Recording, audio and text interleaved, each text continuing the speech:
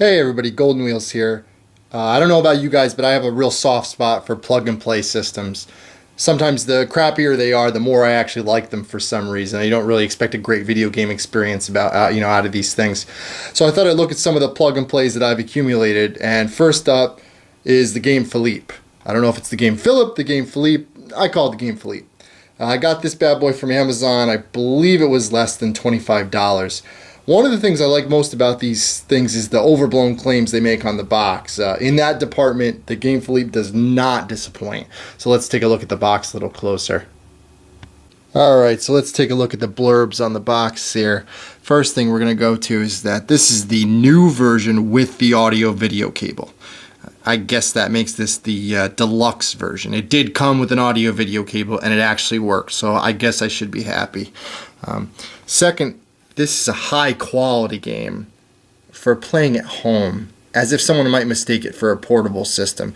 And we've really got some nice ripped off art here. I don't know what one this is from, but it's clearly ripped off.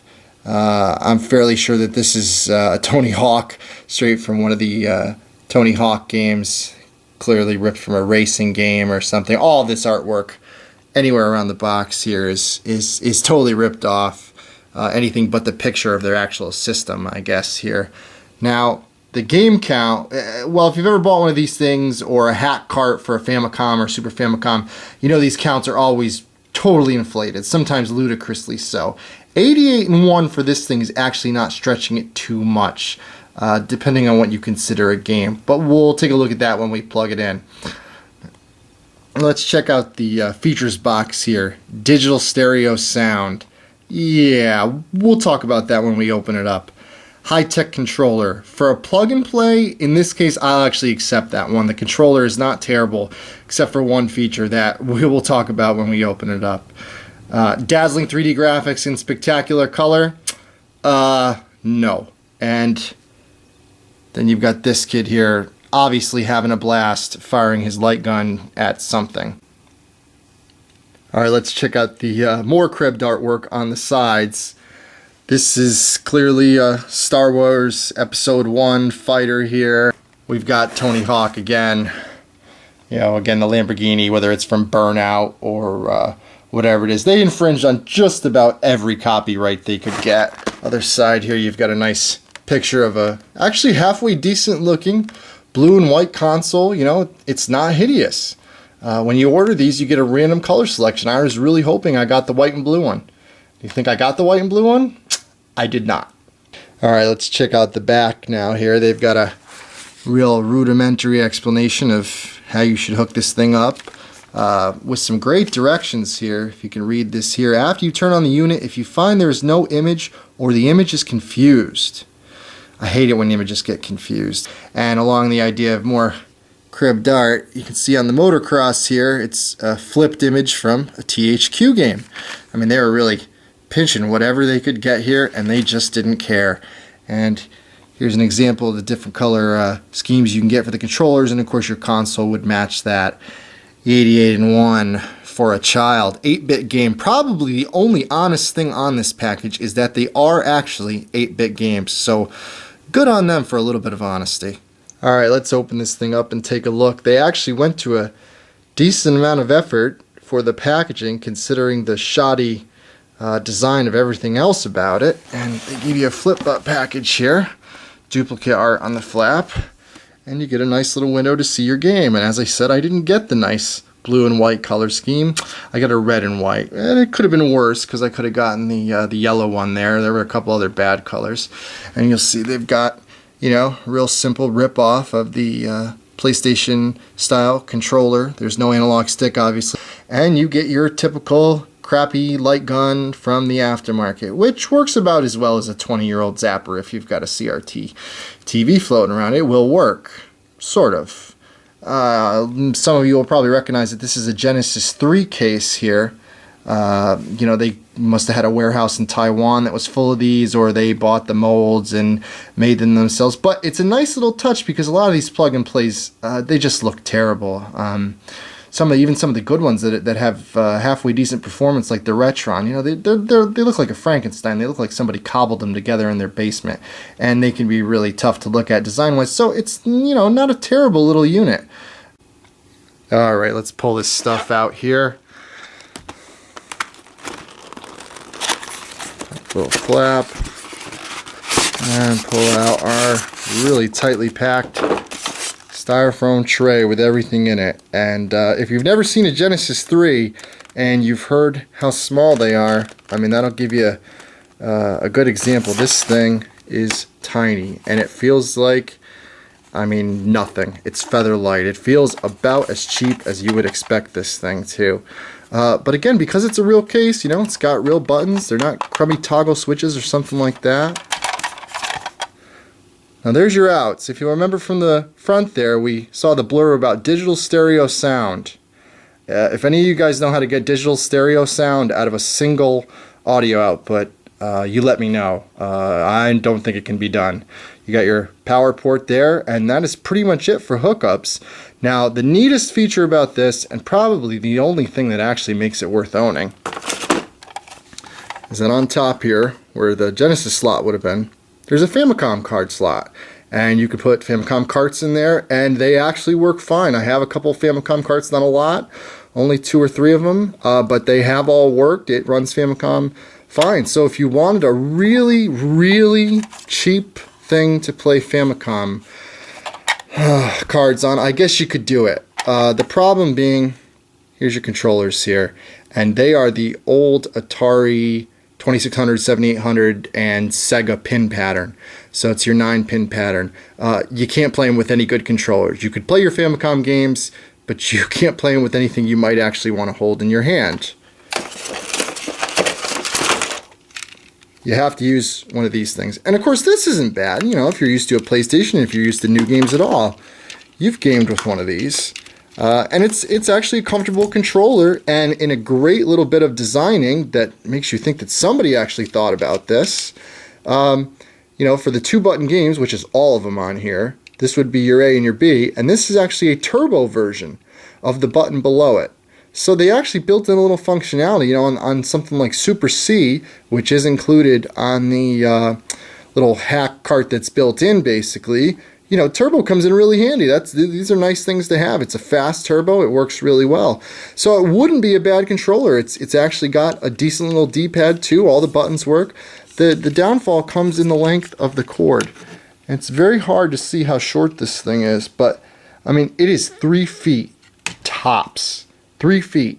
So unless you game right next to this thing, or you game in a 5x5 room, or you like to sit on top of your console when you play, you're going to need extension cables to do anything with it. And of course, you can get extension cables for the 9-pin pattern for those old systems very easily. And they work. It works. I have the extension cables. I've worked with it.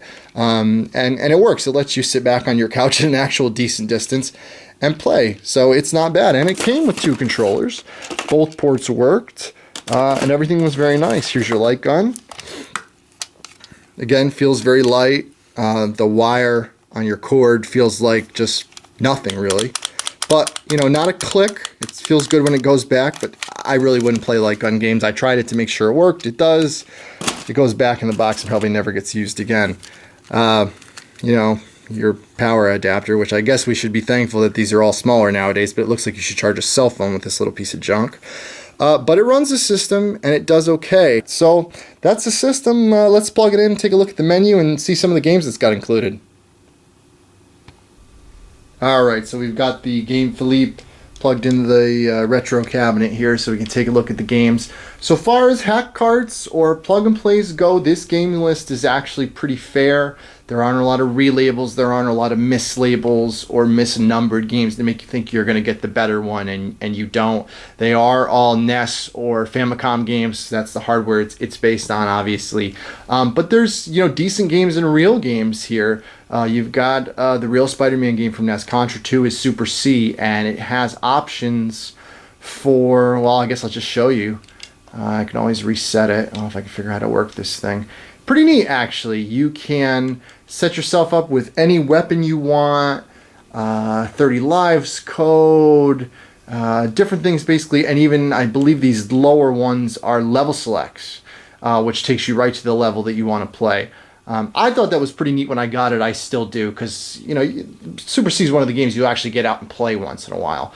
So I had a good time just playing through that and beating it with spread, which was kind of cheap, but what are you gonna do?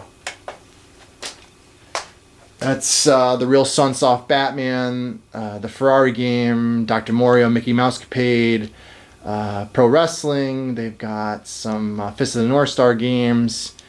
And a lot of this is your typical hat cart stuff. Elevator Action, Twin Bee, Slalom. They always have to have misspellings on that. I never understand that. Tetris, 1942. They have the Adventure Island games.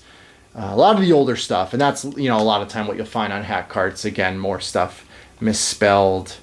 Pac-Man, Dig Dug, Donkey Kong. There's some random Japan only stuff. And off games, but most of them are pretty good. You're getting good arcade games. Galaga, Wild Gunman. I was hoping it was Ninja Gaiden because it says Ninja Guider. It's not. It's another ninja game, and it sucks, but that's all right. Sky Destroyer, Excite Bike, Ice Climber, Hogan's Alley. Actual good games. A lot of them Nintendo games. The first party early games that they had. Devil World, which some people like to find. Load Runner. Oh, that's pretty good actually. Helicopter with 2 L's. So it's actually a pretty fair list. There aren't a ton of duplicates. There aren't Galaga version 1 through 750, which you'll find a lot on stuff like this, where they've barely changed the game and they call it a different version. That's a real common trick. And most of these they look fairly decent from what I can tell.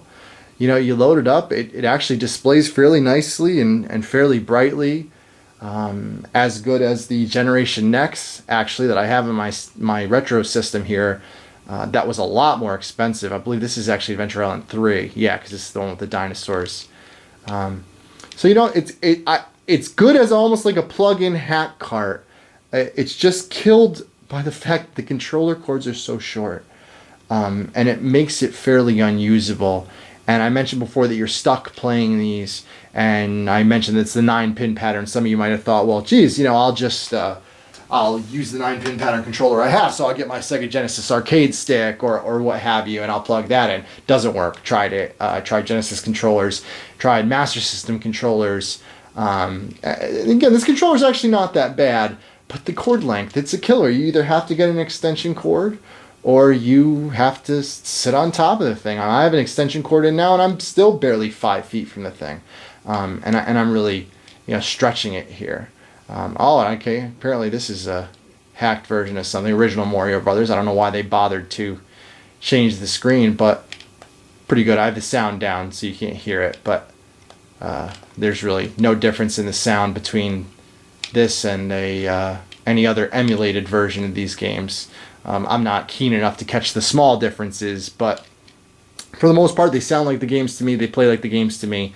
And for $25, I figured, hey, it was a good deal. I like having these things, and it's worth a shot. I think as a plug and play, if you could find it really cheaply, it's nice. It's not better than a Retron, even with the Famicom capability. It's certainly not better than a Generation Next or an FC Twin or any of these other ones where they actually put some decent design into them, even if they're hideous. But so far as like comparing this to a Super Joy, which is like the one built into the 64 looking controller or stuff like that, I'd much prefer to have the Game Fillip.